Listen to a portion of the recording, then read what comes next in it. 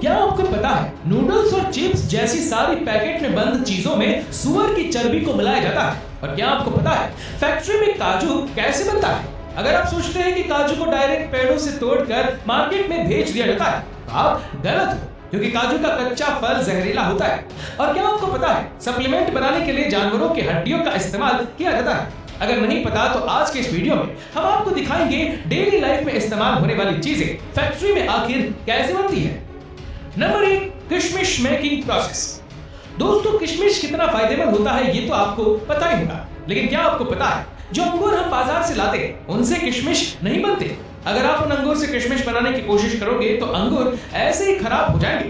दोस्तों, भारत में अरतापति और सुल्ताना इन्हीं दो अंगूर की किस्मों में किशमिश बनाई जाती है। तो दोस्तों, किशमिश बनाने के लिए सबसे पहले इन अंगूरों की खेती की जाती है और जब ये सारे अंगूर पक जाते हैं तब बारी आती है इनकी हार्वेस्टिंग की, जिसके लिए वर्कर्स अंगूर के गुच्छों को तोड़कर कैरेट में भरते जाते हैं, जिसके बाद इन्हें गाड़ी पर लोड करके प्रोसेसिंग एरिया में लाया जाता है और फिर इन अंगूरों से भरे कैरेट को बारी बारी से इथाइल ऑलिएट और पोटेशियम कार्बोनेट के मिक्सचर में डुबोकर 3 से 5 मिनट तक छोड़ दिया जाता है। ऐसा करने से अंगूरों के सारे बैक्टीरिया और फंगस नष्ट हो जाते हैं और इन केमिकल की वजह से अंगूरों की सूखने की प्रोसेस भी काफी तेज हो जाती है और ये सड़ते भी नहीं है। फिर इन अंगूरों को केमिकल में भिगोने के बाद इन्हें सुखाने के लिए एक जालियों का सेट बनाया जाता है और इन जालियों पर अंगूरों को अच्छी तरह फैला दिया जाता है। अंगूरों को डायरेक्ट धूप लगने से खराब हो जाते हैं, इसलिए इन जालियों के रूम को छायादार बनाया जाता है और फिर इन अंगूरों को 10 दिन सुखाने के बाद ये सल्फर प्रोसेसेस के लिए रेडी हो जाते हैं, जिसके लिए इस जालीदार रूम को पूरी तरह से पैक कर दिया जाता है ताकि सल्फर का धुआं बाहर न जा सके। उसके बाद रूम में थोड़ी थोड़ी दूरी पर गड्ढा करके उसमें भूसे को डालकर उस पर सल्फर पाउडर डाल दिया जाता है और फिर सल्फर को जलाने के लिए उस पर जलता हुआ कोयला डाल देते हैं। ऐसा करने से रात भर सल्फर का धुआं अंगूरों पर लगता रहता है, जिसकी वजह से अंगूर तेजी से सिकुड़ने लगते हैं और इसके बाद अगले दिन इस रूम को खोल दिया जाता है। फिर अंगूरों को 4 से 5 दिन सूखने के लिए छोड़ दिया जाता है और जब सभी अंगूर सूख कर पूरी तरह से किशमिश बन जाते हैं तो इन किशमिश को निकाल कर कैरेट में भर लिया जाता है।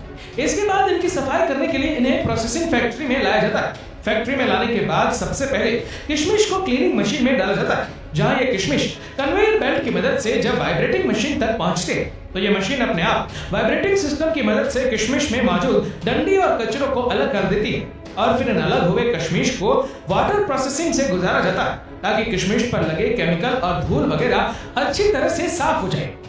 क्लीनिंग पूरी तरह से कंप्लीट होने के बाद इन गीले गीले ढीले किशमिश को ड्रायर मशीन में सुखाया जाता है। फिर किशमिश सूख जाने के बाद फाइनली इनकी पैकिंग करके इन्हें मार्केट में भेज दिया जाता है। Number 2, wine making process. दोस्तों, अब बात चल रही है अंगूरों की, तो लगे हाथ ये भी देख लेते कि इन्हीं अंगूरों से फैक्ट्री में वाइन आखिर बनते कैसे है। दोस्तों, ग्रेप वाइन की शौकीन लोग दुनिया के कोने कोने में मिल ही जाएंगे, लेकिन क्या आपको पता है जिसे एक ग्लास वाइन को पीने में आपको कुछ मिनट भी नहीं लगते, असल में उसे बनाने के लिए कितनी मेहनत की जाती है। दरअसल नई अंगूर की खेती के लिए अंगूर की सूखी बेलों का इस्तेमाल किया जाता है, जिसके लिए ये बेस्ट क्वालिटी के अंगूर के पौधों को तैयार किया जाता है। सबसे पहले खेतों से सूखी बेलें इकट्ठी कर ली जाती है, उसके बाद उन्हें फैक्ट्री में लाया जाता है और एक ऐसी मशीन में डाला जाता है जिसमें बेल की टहनी के ऊपर से बेकार का झाड़ हटाकर उसे साफ सुथरा करके लंबी लंबी टहनियां बना ली जाती है। अब इन्हें इकट्ठा करके कारीगरों के पास भेज दिया जाता है। कारीगर इन टहनियों को एक सी लंबाई में काट कर इनके गट्ठर बना देते हैं। उसके बाद बारी आती है इनकी सफाई करने की और इन पर से धूल, मिट्टी और बैक्टीरिया को साफ करने के लिए इन्हें एक ऐसे लिक्विड में डाला जाता है जो उन्हें साफ करने के साथ साथ जर्म्स फ्री भी बना देता है। अब काम शुरू होता है कलम बनाने का, यानी कि ग्राफ्टिंग का, जिसके लिए जो सबसे अच्छी क्वालिटी की टहनियां होती है उन्हें गांठ वाले हिस्से की तरफ से छोटे छोटे टुकड़ों में काट कर उन्हें उसी घोल में डालकर उनकी भी सफाई कर ली जाती है।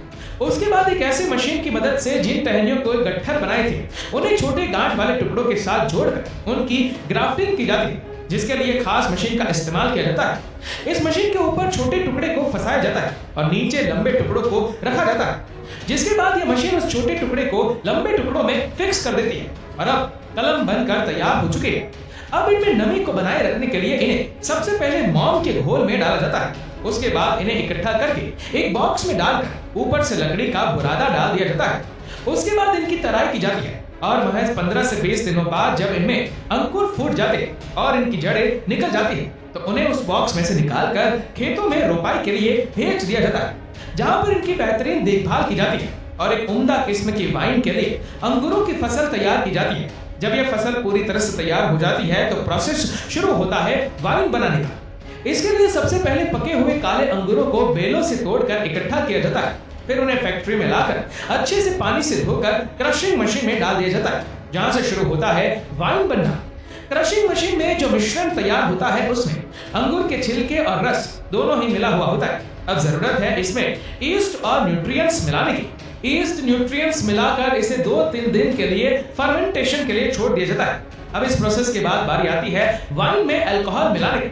नॉर्मली वाइन में 15 से 20% अल्कोहल फर्मेंटेशन किया जाता है। उसके बाद बचे हुए अंगूरों को एक प्रेशर मशीन में डालकर 2 टन प्रेशर के साथ प्रेस किया जाता है। फिर वाइन को छानकर एजिंग के प्रोसेस के लिए भेज देते हैं। वाइन एजिंग का प्रोसेस सालों में पूरा होता है, जिसके लिए तैयार वाइन को लकड़ी के बाइनरों में सालों तक स्टोर करते हैं और फाइनली वाइन रेडी हो जाती है। फिर इसे पैकिंग करके मार्केट में भेजा जाता है। नंबर 3, काजू मेकिंग प्रोसेस। दोस्तों, बच्चे हो या बड़े, काजू तो हर किसी को पसंद होता है, लेकिन क्या आपको पता है काजू कैसे बनता है? और अगर आपको ऐसा लगता है कि काजू को पेड़ों से तोड़कर डायरेक्ट मार्केट में भेज दिया जाता है तो आप गलत हो, क्योंकि काजू का कच्चा फल जहरीला होता है, इसलिए इसे प्रोसेस किए बगैर मार्केट में बेचा नहीं जा सकता। दोस्तों, काजू के फलों को कैशू एप्पल कहते हैं, जिसके निचले हिस्से में काजू का बीज होता है और इसी बीज के अंदर काजू होता है। इसके ऊपर वाले हिस्से से शराब बनाई जाती है। दोस्तों, इसे प्रोसेस करने के लिए काजू के फलों को पेड़ों से तोड़कर फैक्ट्री में लाया जाता है। फैक्ट्री में सबसे पहले काजू के फलों से काजू के बीजों को अलग कर दिया जाता है और फिर इन बीजों को 3 से 4 दिन तक धूप में सुखाया जाता है। उसके बाद इन सूखे हुए काजू के बीजों को हाई टेम्परेचर स्टीम के जरिए बॉईल किया जाता है। ऐसा करना जरूरी होता है क्योंकि इसके अंदर जहरीला केमिकल होता है, जो कि एक बहुत ही खतरनाक है। स्किन को खराब कर देता है, पूरी तरह से स्किन को जला देता है। और फिर बॉईल करने के बाद काजू के ऊपरी कवर को निकाला जाता है, जिसके लिए मशीनों की मदद ली जाती है, क्योंकि काजू का ऊपरी कवर बहुत हार्ड होता है। उसके ऊपरी कवर को निकालने के बाद काजू के ऊपर एक पतला छिलका मौजूद होता है, जिसे निकालने से पहले इनकी रोस्टिंग की जाती है, क्योंकि कच्चे काजू को पकाना भी जरूरी होता है। ऐसा करने से इनमें मौजूद चिपचिपा लिक्विड भी उड़ जाता है और फिर रोस्टिंग के बाद काजू का पतला छिलका भी निकाल दिया जाता है। फाइनली काजू की सफाई और छटाई करके इन्हें पैक कर दिया जाता है। नंबर 4, साबुन मेकिंग प्रोसेस। दोस्तों, साबुन का इस्तेमाल तो हर कोई करता है, लेकिन किसी को यह नहीं पता होता कि आखिर फैक्ट्री में साबुन बनता कैसे है।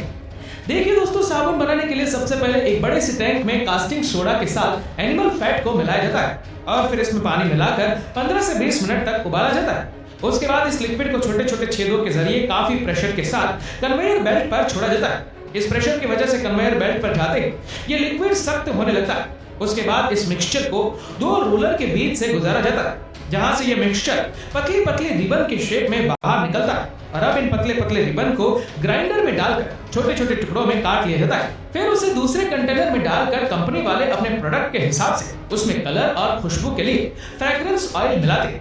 उसके बाद उसे अच्छी तरह मिक्स करके एक बड़े से सांचे में कंप्रेस किया जाता है, जिससे साबुन की लंबी लंबी पट्टी बाहर निकलने लगती है। और फिर एक कटर मशीन इन साबुन की लंबी लंबी पट्टियों को छोटे छोटे हिस्सों में काट देती है। उसके बाद कंपनियां अपनी अपनी कंपनी के हिसाब से साबुन पर ब्रांडिंग करके उन्हें पैक कर देते हैं।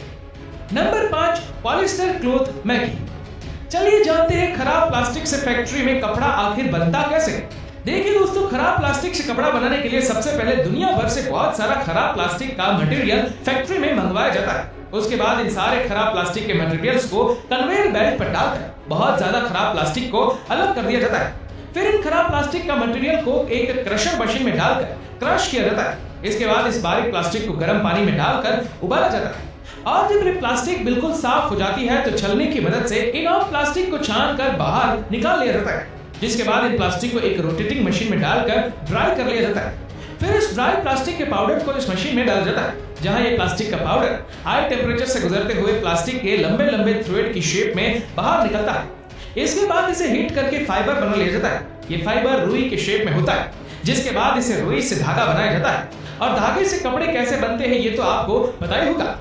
Number 6, supplement making process.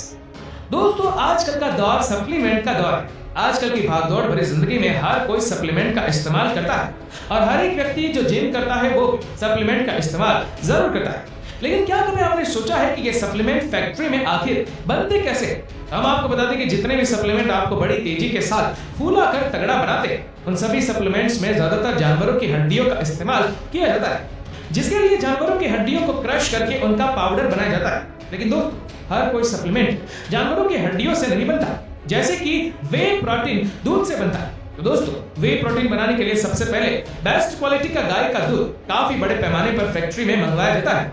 उसके बाद इस दूध में एंजाइम्स मिलाकर प्रोसेस किया जाता है, जिससे दही और लिक्विड अलग अलग हो जाते हैं। और फिर इस लिक्विड को 145 डिग्री पर गर्म करके तुरंत 4 से 5 डिग्री पर ठंडा कर लिया जाता है। इस प्रोसेस को पेस्चुराइजेशन कहते हैं।